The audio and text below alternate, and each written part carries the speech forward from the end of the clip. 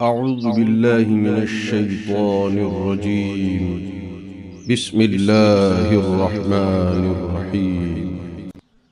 الحمد لله الذي أنزل على عبده الكتاب ولم يجعل له عوجا قيما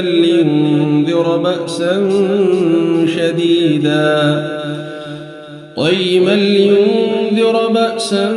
شديدا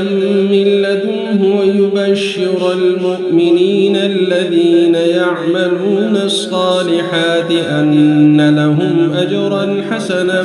ماكثين فيه أبدا وينذر الذين قالوا اتخذ الله ولدا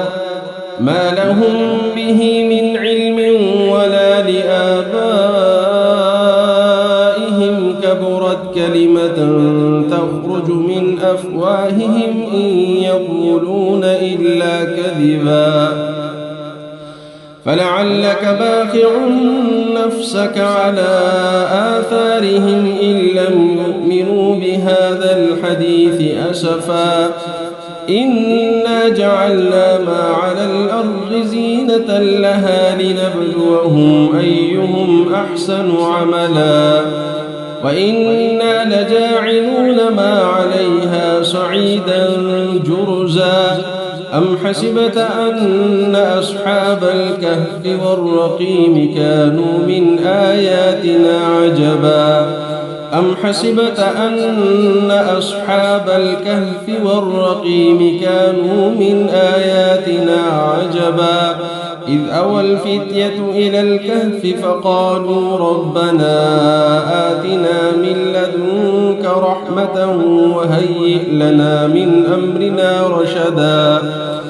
فضربنا على آذانهم في الكهف سنين عددا ثم بعثناهم لنعلم أي الحزبين أحصى لما لبثوا أمدا نحن نقص عليك نبأهم بالحق إنهم فتية آمنوا بربهم وزدناهم هدى وربطنا على قلوبهم إذ قاموا فقالوا ربنا رب السماوات والأرض لن ندعو من دونه إلها لقد قلنا إذا شططا هؤلاء قوم اتخذوا من دونه آلهة لولا يأتون عليهم بسلطان بين فمن أظلم ممن افترى على الله كذبا وإذ اعتزلتموهم وما يعبدون إلا الله فأووا إلى الكهف ينشر لكم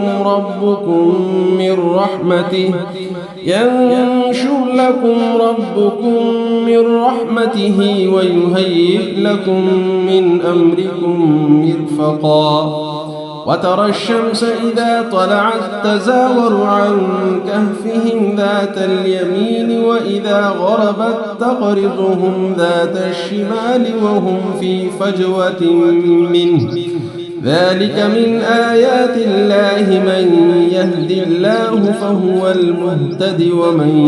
يضلل فلن تجد له وليا مرشدا وتحسبهم أيقاظا وهم رقود ونقلبهم ذات اليمين وذات الشمال وكلبهم باسط ذراعيه بالوصيد لو اطلعت عليهم لوليت منهم فرارا ولملئت منهم رعبا وكذلك بعثناهم ليتساءلوا بينهم قال قائل منهم كم لبثتم قالوا لبثنا يوما أو بعض يوم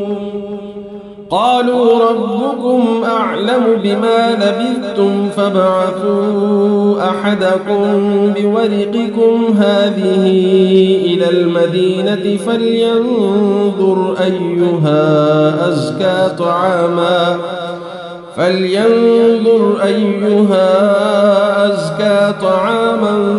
فليأتكم برزق منه وليتلطف ولا يشعرن بكم أحدا إنهم إن يظهروا عليكم يرجموكم أو يعيدوكم في ملتهم ولن تفلحوا إذا أبدا وكذلك أعثرنا عليهم ليعلموا أن وعد الله حق وأن الساعة لا ريب فيها إذ يتنازعون بينهم أمرهم فقالوا ابنوا عليهم بنيانا ربهم أعلم بهم قال الذين غلبوا على أمرهم لنتخذن عليهم مسجدا سيقولون ثلاثة رابعهم كلبهم ويقولون خمسة سادسهم كلبهم رجما بالغيب ويقولون سبعة وثامنهم كلبهم قل ربي أعلم بعدتهم ما يعلمهم إلا قليل فلا تمار فيهم إلا مراء ظاهرا ولا تستفت فيهم منهم أحدا ولا تقولن لشيء إني فاعل ذلك غدا إلا أن يشاء الله واذكر ربك إذا نسيت وقل عسى أن يهديني ربي لأقرب من هذا رشدا ولبثوا في كهفهم 300 سنين وازدادوا 9 قل الله أعلم بما لبثوا له غيب السماوات والأرض أبصر به وأسمع ما لهم من دونه من ولي ولا يشرك في حكمه أحدا واتل ما أوحي إليك من كتاب ربك لا مبدل لكلماته ولن تجد من دونه ملتحدا واصبر نفسك مع الذين يدعون ربهم بالغداة والعشي يريدون وجهه ولا تعد عيناك عنهم تريد زينة الحياة الدنيا ولا تطع من أغفلنا قلبه عن ذكرنا واتبع هواه وكان أمره فرطا وقل الحق من ربكم فمن شاء فليؤمن ومن شاء فليكفر إنا أعتدنا للظالمين نارا أحاط بهم سرادقها وإن يستغيثوا يغاثوا بماء كالمهل يشوي الوجوه بئس الشراب وساءت مرتفقا إن الذين آمنوا وعملوا الصالحات إنا لا نضيع أجر من أحسن عملا أولئك لهم جنات عدن تجري من تحتهم الأنهار يحلون فيها من أساور من ذهب ويلبسون ثيابا خضرا من سندس واستبرق متكئين فيها على الأرائك نعم الثواب وحسنت مرتفقا واضرب لهم مثل الرجلين جعلنا لأحدهما جنتين من أعناب وحففناهما بنخل وجعلنا بينهما زرعا كلتا الجنتين آتت أكلها ولم تظلم منه شيئا وفجرنا خلالهما نهرا وكان له ثمر فقال لصاحبه وهو يحاوره أنا أكثر منك مالا وأعز نفرا ودخل جنته وهو ظالم لنفسه قال ما أظن أن تبيد هذه أبدا وما أظن الساعة قائمة ولئن رددت إلى ربي لأجدن خيرا منها منقلبا قال له صاحبه وهو يحاوره أكفرت بالذي خلقك من تراب ثم من نطفة ثم سواك رجلا لكن هو الله ربي ولا أشرك بربي أحدا ولولا إذ دخلت جنتك قلت ما شاء الله لا قوة إلا بالله إن ترني أنا أقل منك مالا وولدا فعسى ربي أن يؤتيني خيرا من جنتك ويرسل عليها حسبانا من السماء فتصبح صعيدا زلقا أو يصبح ماؤها غورا فلن تستطيع له طلبا وأحيط بثمره فأصبح يقلب كفيه على ما أنفق فيها وهي خاوية على عروشها ويقول يا ليتني لم أشرك بربي أحدا ولم تكن له فئة ينصرونه من دون الله وما كان منتصرا هنالك الولاية لله الحق هو خير ثوابا وخير عقبا واضرب لهم مثل الحياة الدنيا كماء إن أنزلناه من السماء فاختلط به نبات الأرض فأصبح هشيما تذروه الرياح وكان الله على كل شيء مقتدرا المال والبنون زينة الحياة الدنيا والباقيات الصالحات خير عند ربك ثوابا وخير أملا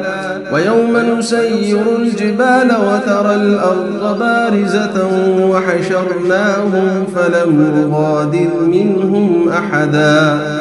وعرضوا على ربك صفا لقد جئتمونا كما خلقناكم أول مرة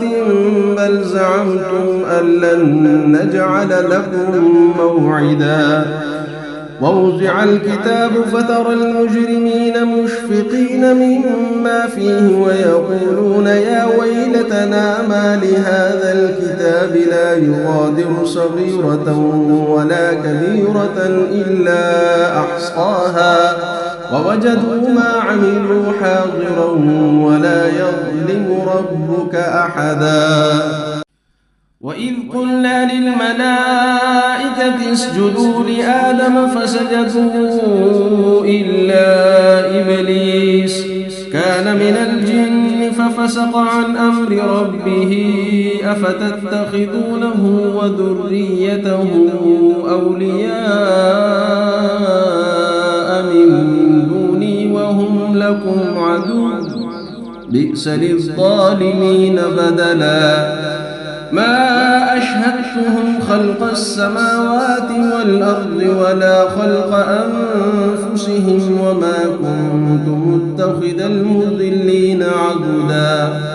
ويوم يقول نادوا شركائي الذين زعمتم فدعوهم فلم يستجيبوا لهم وجعلنا بينهم موبقا ورأى المجرمون النار فظنوا أنهم واقعوها ولم يجدوا عنها مصرفا ولقد صرفنا في هذا القرآن للناس من كل مثل وكان الإنسان أكثر شيء جدلا وما منع الناس أن يؤمنوا إذ جاءهم الهدى ويستغفروا ربهم إلا أن تأتيهم سنة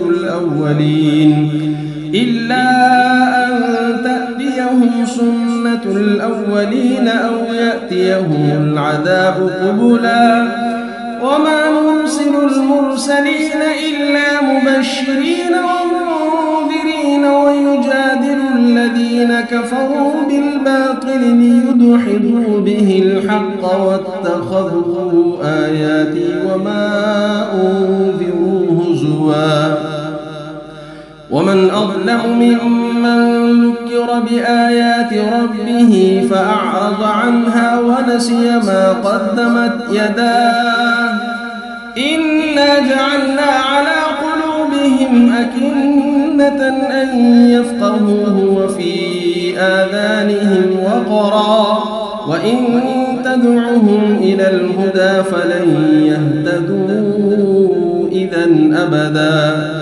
وربك الغفور ذو الرحمة لو يؤاخذهم بما كسبوا لعجل لهم العذاب بل لهم موعد لن يجدوا من دونه موئلا وتلك القرى أهلكناهم لما ظلموا وجعلنا لمهلكهم موعدا وإذ قال موسى لفتاه لا أبرح حتى أبلغ مجمع البحرين أو أمضي حقبا فلما بلغا مجمع بينهما نسيا حوتهما فاتخذ سبيله في البحر سربا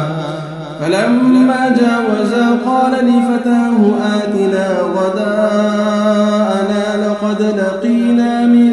سفرنا هذا نصبا قال أرأيت إذ أوينا إلى الصخرة فإني نسيت الحوت وما أنسانيه إلا الشيطان أن أذكره واتخذ سبيله في البحر عجبا قال ذلك ما كنا نبغي فارتدا على آثارهما قصصا فوجدا عبدا من عبادنا آتيناه رحمة من عندنا وعلمناه من لدنا علما قال له موسى هل أتبعك على أن تعلمني مما علمت رشدا قال إنك لن تستطيع معي صبرا وكيف تصبر على ما لم تحط به خبرا قال ستجدني إن شاء الله صابرا ولا أعصي لك أمرا قال فإن اتبعتني فلا تسألني عن شيء حتى أحدث لك منه ذكرا فانطلقا حتى إذا ركبا في السفينة خرقها قال أخرقتها لتغرق أهلها لقد جئت شيئا إمرا قال ألم أقل إنك لن تستطيع معي صبرا قال لا تؤاخذني بما نسيت ولا ترهقني من أمري عسرا فانطلقا حتى إذا لقيا غلاما فقتله قال أقتلت نفسا زكية بغير نفس لقد جئت شيئا نكرا قال ألم أقل لك إنك لن تستطيع معي صبرا قال إن سألتك عن شيء بعدها فلا تصاحبني قد بلغت من لدني عذرا فانطلقا حتى إذا أتيا أهل قرية استطعما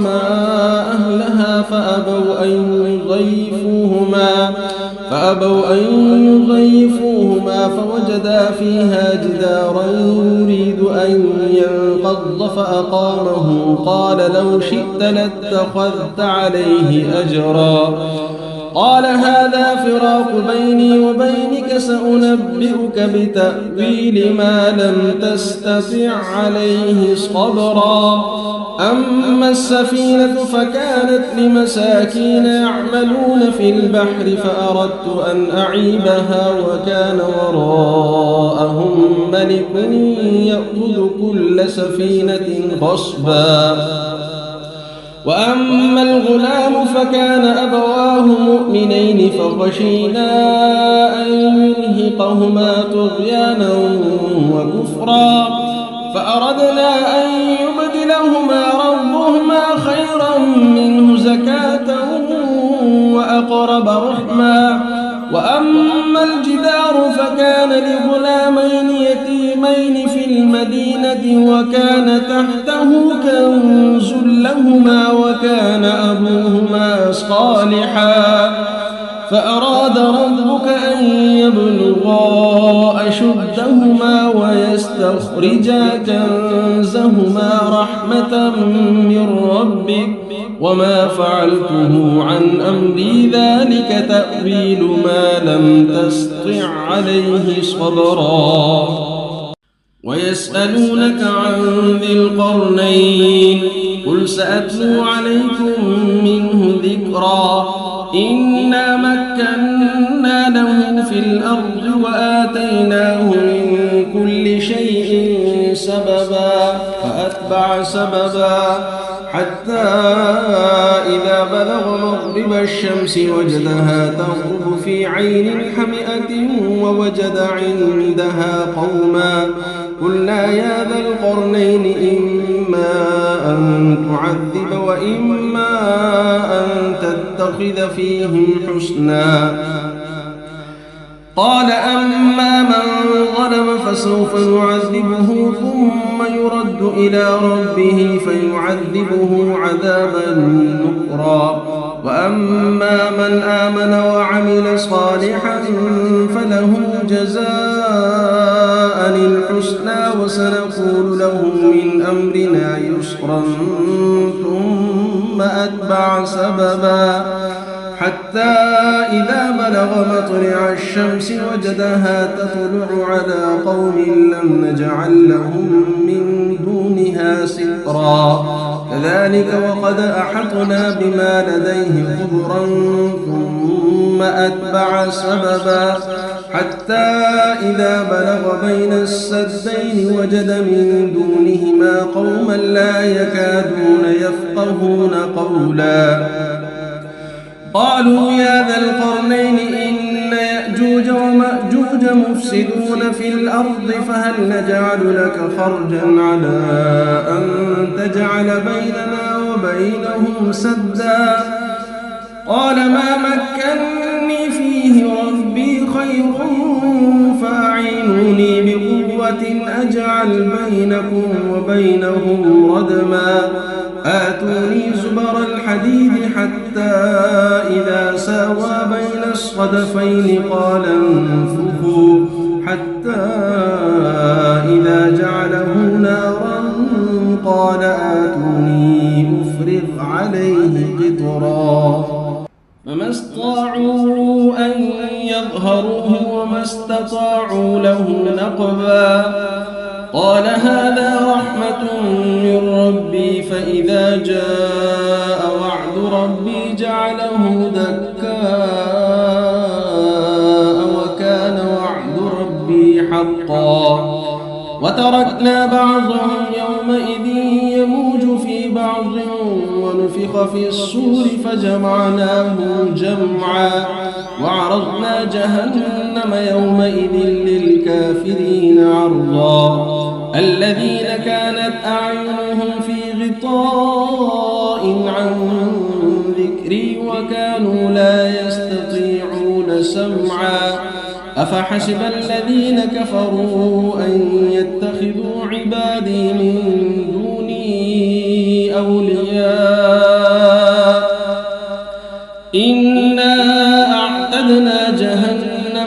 للكافرين نزلا قل هل ننبئكم بالأخسرين أعمالا الذين ضل سعيهم في الحياة الدنيا وهم يحسبون أنهم يحسنون صنعا أولئك الذين كفروا بآيات ربهم ولقائه فحبطت أعمالهم فلا نقيم لهم يوم القيامة وزنا ذلك جزاؤهم جهنم بما كفروا واتخذوا آياتي ورسلي هزوا إن الذين آمنوا وعملوا الصالحات كانت لهم جنات الفردوس نزلا خالدين فيها لا يبغون عنها حولا قل لو كان البحر مدادا لكلمات ربي لنفد البحر قبل أن تنفد كلمات ربي ولو جئنا بمثله مددا قل إنما أنا بشر مثلكم يوحى إلي أنما إلهكم إله واحد فمن كان يرجو لقاء ربه فليعمل عملا صالحا ولا يشرك بعبادة ربه